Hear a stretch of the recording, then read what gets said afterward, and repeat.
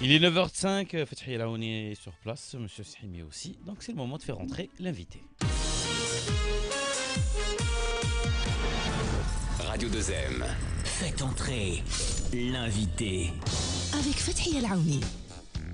En cette fin de semaine et à quelques jours pour beaucoup d'entre vous de la période des vacances, l'occasion pour nous de revenir sur les grands dossiers politiques qui ont marqué ces dernières semaines. Ce matin, nous allons revenir sur plusieurs sujets qui ont marqué l'actualité, les événements d'El Hoceima, les manifestations qui ont lieu dans plusieurs villes du royaume, mais au-delà aussi de nos frontières. Autre sujet qui a fait la une de toute la presse nationale, la visite au Maroc du président français Emmanuel Macron, une visite personnelle mais qui a tout de même été l'occasion pour les deux chefs d'État d'aborder de nombreux dossiers, en particulier la coopération sécuritaire entre Rabat et Paris.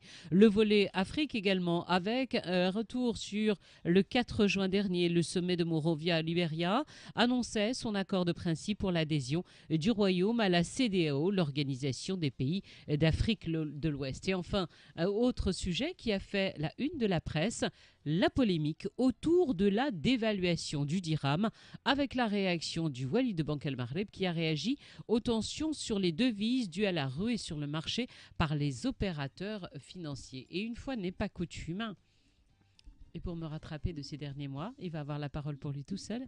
Moustapha Sahimi, bonjour. Bonjour à vous. Vous vous êtes dit Je me réjouis de ce traitement normalisé.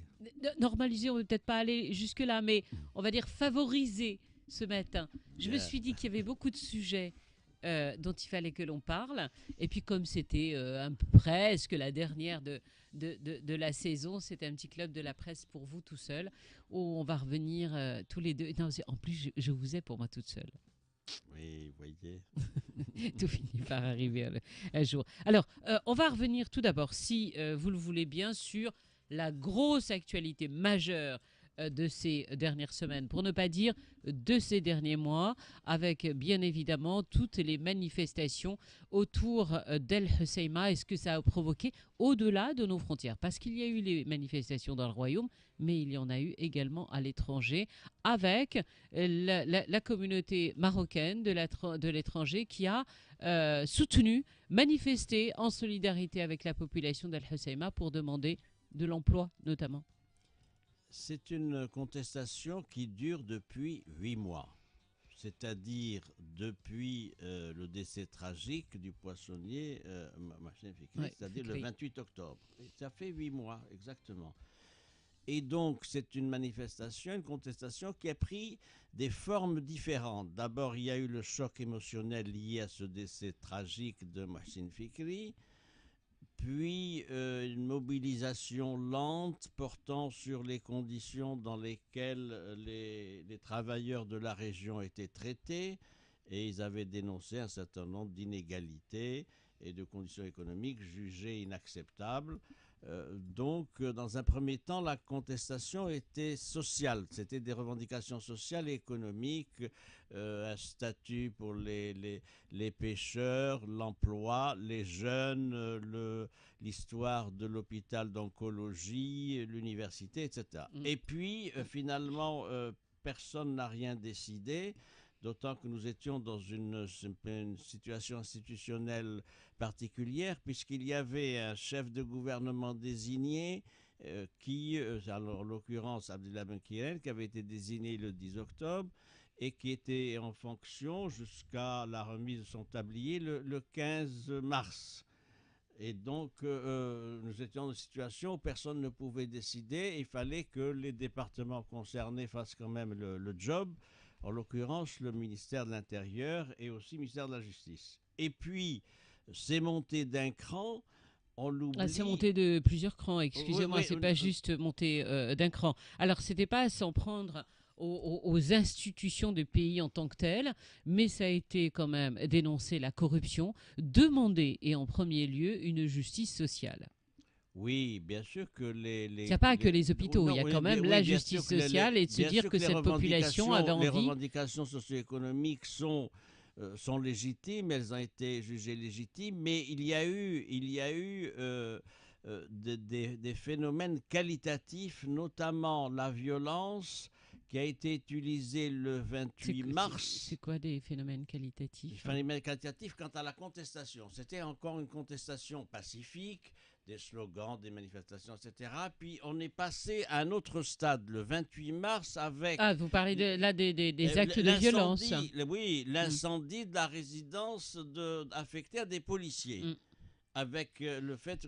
Donc c'est quelque chose de tout à fait nouveau dans les formes de contestation sociale.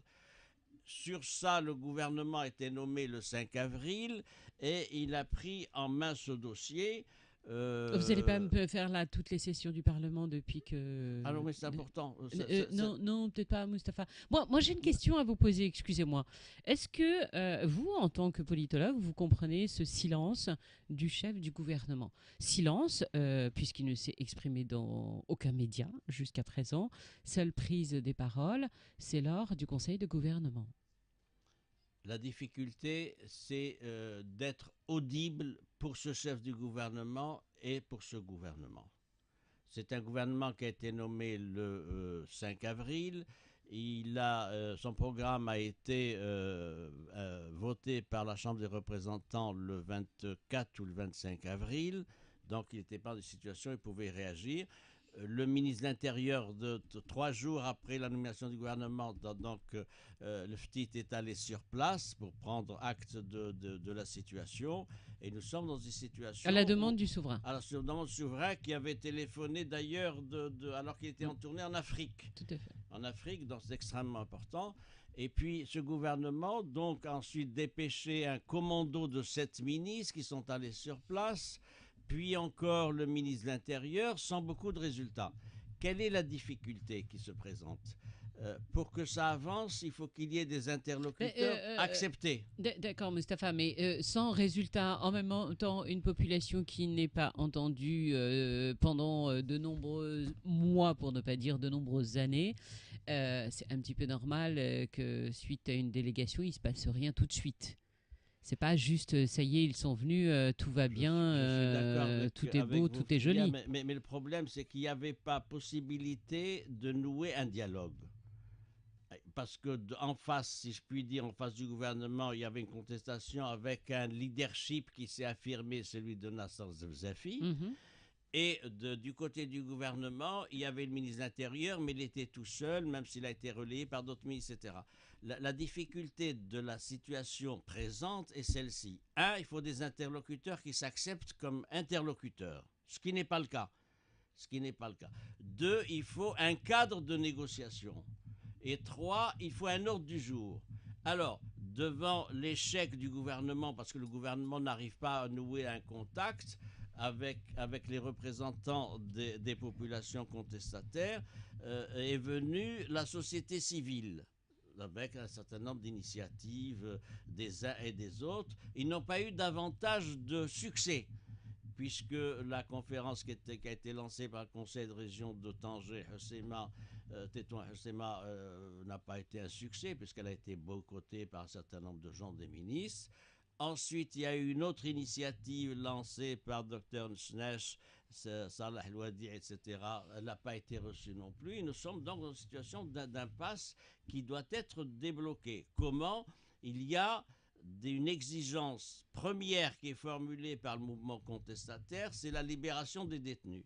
Effectivement, il y a une centaine de détenus, une vingtaine ont été jugés, 7 sont poursuivis pour des chefs d'inculpation gravissimes, atteinte à la sûreté de l'État, tout ça, etc. Et la procédure est en cours. Et puis, il y a maintenant... Alors, il n'y a pas que les associations. Toutes les dernières manifestations, c'était aussi et nos confrères de la presse écrite l'ont beaucoup relevé, c'était aussi pour demander la libération des contestataires, puisque pour eux, ces contestations, en fait, sont légitimes, d'autant plus et encore une fois que dans toutes les dernières marches, ce n'était pas s'attaquer aux institutions du pays en tant que telles, mais de se dire et d'élever la voix haut et fort en disant, en gros, excusez-moi de l'expression, il y en a marre de la situation d'aujourd'hui. Ce qui a mis le feu aux poudres, si je puis dire, rapidement, c'est cette réunion de la majorité le dimanche 14 mai, qui a pris note des contestations, mais qui a fait référence au fait que ces contestations s'inscrivaient dans une instrumentalisation des adversaires de l'unité nationale. Et donc, c'était indirectement une accusation de séparatisme, et c'est ça Mais qui ça, a c'était une erreur. modifié, c'est On ça qui fait a une modifié, petite- c'est ça qui a modifié les termes du débat. Alors, on va marquer une petite pause publicitaire et on revient juste après pour le débat. Ne bougez pas. Moustapha Shemi, à votre avis, on parlait de la situation d'El Husseima. C'était pour faire une blague. Tu me fais toujours des mini-crises cardiaques. Voilà, il m'a dit, vas-y, c'est à toi, mais je prenais pas le micro.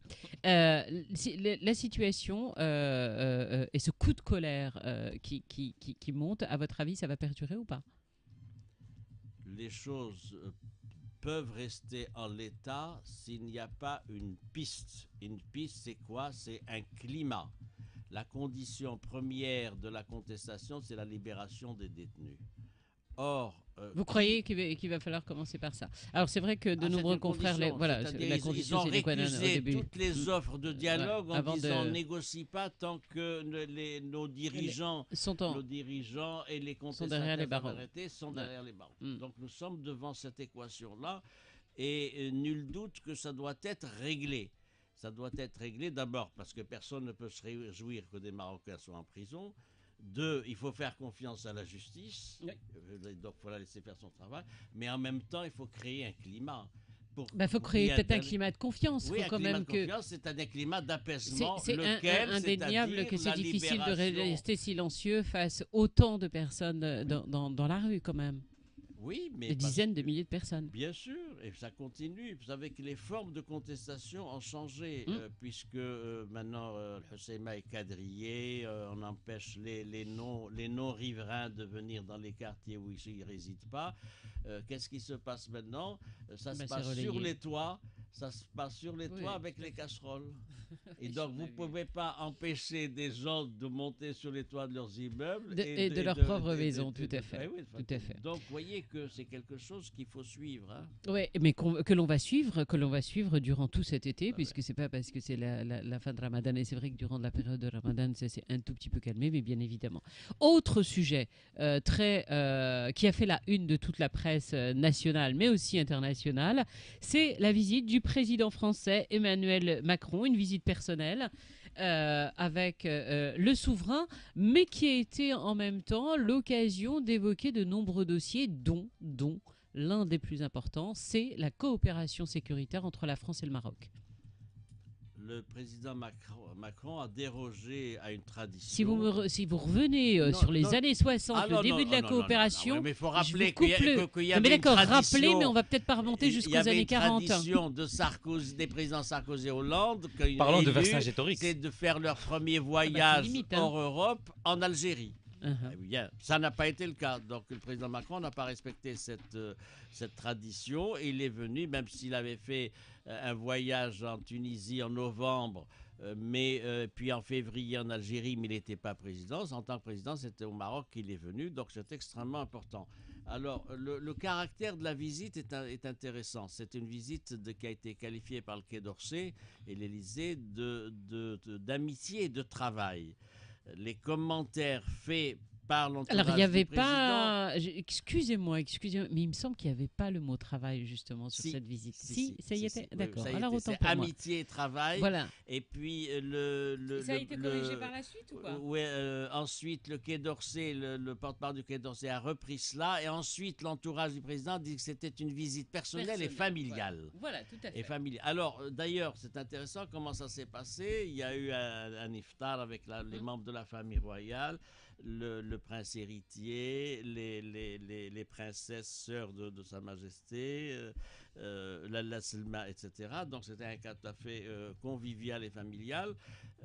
Il fallait, c'est important, vous savez, en diplomatie, qu'il y ait une relation personnelle. Ouais. Une relation personnelle, Et justement, savoir ce qui a été relevé par de nombreux de nos confrères, c'est que le président Emmanuel Macron s'exprime justement sur l'affaire d'El Husseima. Oui, alors. C'était bien particulier dans la bouche suis des chefs sûr, d'État vous étrangers. savez, est-ce qu'il est sorti de son statut? Non, non, pas du tout, je vous dis Voilà, pas ça. voilà. Mais c'est voilà, la majorité de la presse le relève et le relèvera encore cette semaine, c'est que le président français s'exprime justement sur l'affaire d'Al-Hussein en disant justement que le souverain est très préoccupé, suit de très près en fait cette affaire. C'est pas conforme aux usages diplomatiques qu'un chef d'État étranger donne son sentiment sur ce qui se passe dans le C'était pays étonnant d'accueil. quand même. Non, c'est pas étonnant. J'ai une hypothèse de travail que je vous livre. Évidemment, ça a fait l'objet de l'entretien entre les deux chefs d'État. Et je suis sûr qu'au détour d'une phrase, il a été. Le président Macron a demandé peut-être s'il pouvait en faire état parce qu'il a été interrogé, ou on lui a suggéré. Je pense que c'est une forme de communication qui est intéressante à relever, mais qui pose problème.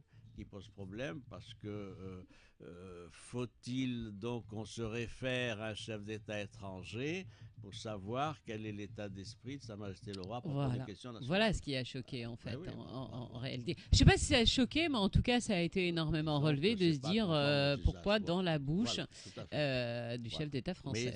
Mais je suis sûr que c'était pas je suis sûr que c'était une démarche voulue par le président Macron avec la neutralité active ou passive du souverain. Voilà mon hypothèse de travail. C'est-à-dire, est-ce que je peux... D'abord, ils l'ont probablement évoqué, bien évidemment, puisque les manifestations sont relayées par la presse internationale et de se préoccuper justement de savoir quelle était Vous m'avez posé la question sur l'ordre du jour. L'ordre du jour est important des discussions entre les deux chefs d'État. Évidemment, partenariat privilégié à renforcer, coordination en Afrique et la question sécuritaire. Le président Macron attache beaucoup d'intérêt à la lutte antiterroriste et vous avez vu qu'il est en coordination avec les États-Unis maintenant pour le Sahel et il sait le rôle que peut jouer le Maroc dans la lutte antiterroriste parce qu'il a une expérience, parce qu'il a un savoir-faire, il a des réseaux, etc. Mais tous les experts justement sur ce volet-là sont absolument unanimes. La coopération sécuritaire, tout cela cite, bon, ils ont de la coopération, elle est internationale et avec le monde entier, mais les Français relèvent que celle avec le Maroc est exemplaire. Pourquoi ? Parce qu'il y a eu de nombreux terroristes d'origine marocaine. Tout à fait. Et Voilà. parce que l'appareil sécuritaire marocain a investi ce champ-là depuis une quinzaine d'années, depuis les attentats de Casablanca du 16 mai 2003. Et sur ce plan-là, nous avons, si je puis dire, un avantage compétitif par rapport à tous les autres pays, c'est-à-dire il y a une professionnalisation de l'appareil sécuritaire, des ressources humaines, des compétences et un dynamisme qui est salué par l'Occident, par la France, les États-Unis, l'Espagne, etc. Combien d'attentats ont été déjoués grâce à l'efficience, à la vigilance de l'appareil sécuritaire, même des opérations en Afghanistan. Voyez ? Ah ouais. Oui, ça a été dit lors en fait, je vais pas vous. Je dis ah ouais, mais je vais pas vous relancer parce que sinon j'en ai encore pour 10 minutes et puis il faut qu'on avance.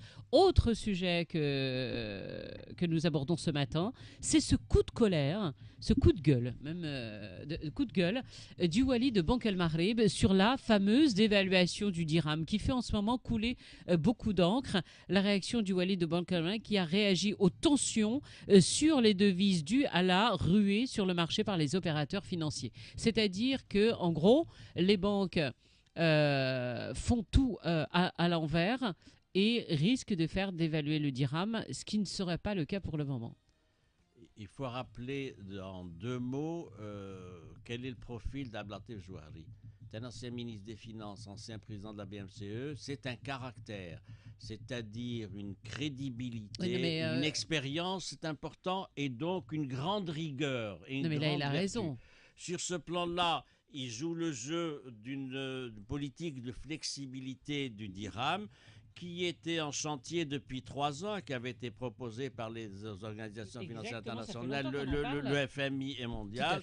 On a freiné des cas de fer parce qu'on ne voulait pas, etc. Puis là, finalement, il y a des engagements qui ont été pris parce que ça fait partie des engagements pris par le Maroc dans le cadre des accords qu'il a, Oui, mais en notamment même avec le temps, Fonds monétaire on le comprend un international. petit peu, le coup de colère, parce que ce qu'il a déclaré, parce qu'il a donné une conférence de presse il y a quelques jours, il en redonne une la semaine prochaine, je crois. Ce qu'il dit, là, il s'en est pris très clairement aux banques, qui, a-t-il dit, ne font pas confiance à la Banque centrale. C'est la crédibilité de la Banque centrale qui a été remise en cause, et la demande de devises de la part des banques auprès de Banque Al-Maghreb a atteint plus d'1 milliard de dirhams par jour sur le dernier mois. Et en fait, ce qu'il demande, c'est des explications à toutes les banques et de justifier l'achat de devises. Alors, il y a la flexibilité du dirham pour les auditeurs, c'est quoi? C'est un accrochage de la monnaie nationale par rapport à des cours de devises. Et il est prévu une fourchette de variation de 5%. Voilà sur quoi a travaillé la Banque centrale. Il faut que ça soit en plus ou en moins, donc des ajustements, pour donner plus de souplesse donc à la politique actuelle de change qui est marquée quand même par une certaine rigidité. Qu'est-ce qui s'est passé? Les banques de la place, parce que les banques se comportent comme des banques, elles se sont lancées dans des Donc opérations. elles engrangent. Et oui, elles ont spéculé sur une dévaluation de fait du dirham au lieu de s'attacher à un mouvement donc d'ajustement. Parce que c'est plus intéressant pour les banques que le dirham soit dévalué. Mais évidemment, évidemment. Et donc, il y a cette mobilisation des banques qui ont joué donc la dévaluation du dirham au lieu de s'inscrire dans un schéma simplement d'ajustement conjoncturel. Et c'est une manière de s'en prendre à la crédibilité de la Banque centrale. Vous avez tout à fait raison de répondre à ça, parce que c'est une manière de dire, vous allez faire une dévaluation, vous n'osez pas le dire, mais nous, on le sait. Or, le Walid Bank al-Maghrib a répondu, si je devais faire une dévaluation, elle serait faite à minuit sans que personne le sache. Exactement. Les dévaluations ne se font pas en ameutant les foules en disant, dans 3 mois, je fais une dévaluation. Donc, ça prouve la nécessité d'une meilleure maîtrise du contrôle des politiques bancaires. Et d'ailleurs, il y a des inspections de la Banque centrale qui vont être faites. Il y a des rapports et des sanctions. Tout à fait. Alors là, toutes les opérations qui ont eu lieu justement ces derniers jours, parce que les montants, 1 milliard de dirhams par jour sur ça fait 25 milliards de dirhams en un mois, en comptant les jours ouvrés. Là, il tape du poing sur la table et toutes les banques vont devoir en fait justifier. On va marquer une pause et puis on va parler de l'Afrique juste après, Youssef. Parfait. Je ne sais pas où est Youssef. Je suis préoccupée. Je ne sais pas où est Youssef en fait. Ça, je suis parfaitement ici. Il m'a dit ne pas faire de blanc, donc je voulais le faire quand même. Il faut qu'il le sache. Comme dans la vraie vie, monsieur Sahimi, à la radio aussi, on a peur des blancs. Vous êtes à l'antenne ou pas? Oui, nous sommes à l'antenne, voilà. Mustapha. Donc faites attention à ce que vous dites. Nous sommes parfaitement à l'antenne. Vous allez sortir une gentillesse. Non. Vous allez vous retenir encore quelques petites secondes. Oui. Quelques petites secondes. On poursuit ce qui a marqué l'actualité politique de ces dernières semaines avec maintenant le volet Afrique, avec un retour sur le 4 juin dernier, le sommet de Monrovia au Libéria, qui annonçait son accord de principe pour l'adhésion du Royaume à la CEDEAO, l'Organisation des pays d'Afrique de l'Ouest. Pourquoi c'est aussi important que le Maroc adhère à la CEDEAO? Je m'explique sur cette question. Le Maroc n'a pas attendu en fait d'adhésion ou pas adhésion pour établir une présence économique impressionnante dans toute la région. Premier constat, il y a la panne et l'échec du Maghreb. C'est ça l'état des lieux. Alors, je vous adore, Mustapha. Je vous aime beaucoup. Wabilati, je vous adore, vraiment. Quand je vous pose une question et que vous revenez 50 ans en arrière. Non. Juste ma question, c'est de savoir pourquoi c'est aussi important, sachant que le Maroc a vraiment C'est important parce que le Maroc fait un constat d'abord. Un constat qui dure, c'est qu'il n'y a rien à faire au niveau du Maghreb du fait de la position de l'Algérie. L'UMA est en panne. Sur cette base-là, le Maroc s'est redéployé avec beaucoup de persévérance, d'opiniâtreté, vers l'Afrique. Et c'est une vision qui a été voulue par Sa Majesté le Roi dès le début de son règne. Il a fait jusqu'à aujourd'hui plus de 50 voyages en Afrique. D'abord l'Afrique francophone, puis l'année dernière l'Afrique australe et l'Afrique anglophone. Maintenant, il y a des cadres régionaux où il faut prendre place. Il y a 15 pays dans la CEDEAO. La CEDEAO, c'est la Communauté des États de l'Afrique de l'Ouest. Nous avons jusqu'à maintenant des accords avec 13 des 15 pays.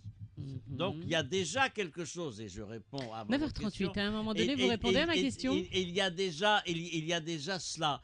Ensuite, il y a des opportunités d'intégration régionale et le Maroc ne peut pas être absent d'un processus d'intégration régionale. En gros, il faut que ce soit sur le papier officiellement, parce qu'encore une fois, le Royaume n'a pas attendu d'adhérer ou non à la CEDEAO pour justement cette présence. Est-ce que c'est pas en fait un petit peu à l'envers? Est-ce que Non, c'est pas c'est la pas l'envers. communauté Parce que des nous États avions- d'Afrique de l'Ouest qui se dit, qui se nous- réjouissent déjà de la perspective, et c'est ce que relevaient certains de nos confrères, notamment à l'international, de nombreux pays qui je cite, qui se réjouissent de la perspective d'une hausse considérable des investissements, du commerce et de l'engagement économique du Maroc dans les pays d'Afrique de l'Ouest. Oui ou non?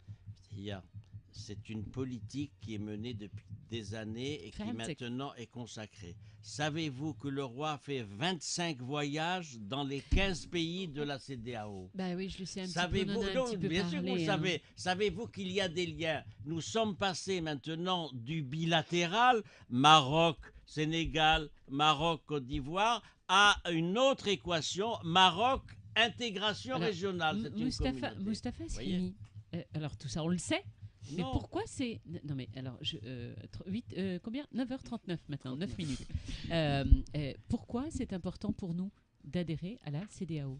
Parce que nous, Alhamdoulilah. Waouh, il va répondre à la question. Non. Parce que nous rejoignons une entité régionale Ben voilà. qui a été créée en finit par 1993 et qui est très engagée dans le processus d'intégration. Savez-vous qu'il y a dans la CEDEAO une union douanière, qu'il y a un accord sur la libre circulation des personnes, sur la liberté d'établissement et de résidence. Et donc, nous prenons un grand train régional qui est celui de l'intégration régionale. J'ajoute Ça a que... été dur, hein, le- à accoucher, mais ça finit par mais j'ai arriver. réservé ça pour la bonne bouche. Bah, bien Et- Attends, je lui laisse l'antenne à lui tout et seul, en j'ajoute plus. que ça participe d'une vision de coopération sud-sud parce que le Maroc apporte une expertise, un savoir-faire et il a déjà un matelas d'intérêt, d'un facteur. Alors évidemment, il y a des ajustements à faire. L'accord politique a été donné, vous l'avez dit. Il reste l'accord juridique et ensuite l'accord technique. Ça va mettre des années. Il faut que les auditeurs Ah bon disent ça. Mais oui, et oui, parce que il y a l'accord juridique. Sa Majesté est invitée au prochain sommet qui se tient en octobre. Tout à fait. Bien, mais à partir donc ça sera la phase Vous êtes bien toujours de informé. la phase politique. La deuxième phase est juridique, c'est la mise à niveau, l'adaptation de tous les textes. Il y a des centaines d'accords qui sont dans la CEDEAO. Il faut que le Maroc ajuste sa législation avec les textes régissant les 15 membres de la CEDEAO. Ensuite, troisième phase, il y a une phase technique, c'est-à-dire pour tout ce qui touche les normes, les conditions, l'exportation, etc. Et ça prendra des années, mais il faut le dire. Mais c'est une dynamique extrêmement importante et ça ouvre un champ immense de coopération et ça fait du Maroc Et du gagnant-gagnant. État, Non, mais un du État gagnant-gagnant. pionnier dans le processus d'activation des dynamiques d'intégration régionale. Ça va mieux, hein? Ah non, non, je peux continuer. Non, on va peut-être s'arrêter là. Juste parce que c'est un petit peu la dernière de la saison pour vous. Parce que dans quelques jours, voilà, c'est la fin de la saison de la matinale. J'aimerais bien savoir quelle est l'actualité majeure qui vous a le plus marqué de cette année ensemble. Sur le plan intérieur, Bah oui, non, ouais, extérieur mais aussi. de l'année. Faites-vous plaisir. En tout- monsieur en tout Srimi. Non, cas, oh non, de euh, l'année, Allah ce vous sont avez- les résultats. Ce sont les résultats des élections du 7 octobre et le blocage qui a marqué la formation du gouvernement pendant 5 mois et demi pour moi, c'est l'événement politique le plus intéressant de l'année, avec des conséquences. Et à l'extérieur, j'y adjoins un autre événement, parce que j'en mets deux, c'est la contestation qu'il y a à Al-Hoceima, qui me paraît extrêmement préoccupante parce que c'est l'échec d'un système de représentation. Les élus ne sont pas considérés comme crédibles, l'administration n'est pas acceptée et nous sommes devant une situation particulière, c'est-à-dire il y a une dynamique sociale, un mouvement social qui récuse tout ce qui est institutionnel. Et donc il faut d'autres formes de représentation et de dialogue et nous sommes fortement interpellés à cet égard. Vous savez que c'est un grand débat entre Mustapha et moi parce que c'est un peu la dernière de la saison là ensemble. Oui. Donc au départ on devait partir ensemble en vacances. Oui. Mais en fait on va faire en parallèle, un dans un avion, un dans l'autre parce que vu le temps qu'il met à me répondre, je pense que mon avion atterrira et qu'il Je suis sûr qu'il est plus rapide avec le décalage horaire. C'est pourquoi nous ne partirons pas en vacances parce que nous n'avons pas le même budget. Moi, mon modeste budget ne me permet pas de suivre les dépenses somptuaires de un peu. C'est la délation à la fin de cette oui, saison. Oui, non, mais complètement. Non, on reste là parce qu'on va parler justement d'évaluation du dirham dans quelques secondes. Je sais pas, mais où il est où il arrive, il est réglé comme il a une dit horloge. qu'avant l'heure c'était pas l'heure et qu'après l'heure c'est pas exactement, l'heure. et qu'il était réglé comme une horloge japonaise. Parce qu'elles sont précises aussi, autant que les Suisses. 9h43, tout de suite une petite pause et on revient.